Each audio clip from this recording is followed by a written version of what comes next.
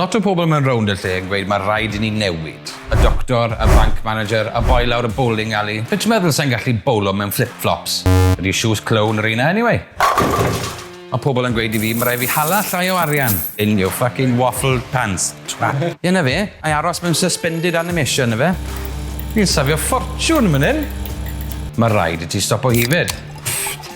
Ha! Mae rhaid i ti stopo bita cig. Dim gobeith. Mae rhaid i ti stopo bita siwt gymaint o carbs. Beth? Dim chips. Pob lwc fyna. Right, good. Mae rhaid i ti dysgu gyrru. I beth? Gael driving ban? So ti'n gallu yfed a gyrru'r un amser, so mae rhaid ti dewis un? Mae rhaid i ti priodi. Ond priododd mam a dad, edrych beth digwyddodd i nhw. Fi! Mae rhaid i ti prynu tŷ. O fi wedi colli 5 set o allweddi mewn 2 flynedd. Chi'n mynd i trystio fi gyda tŷ cyfan? Hei, fi wedi ffindio allweddi fi. Bollocks. Mae rhaid i chi gael babi, neu mae rhaid i chi gael ci.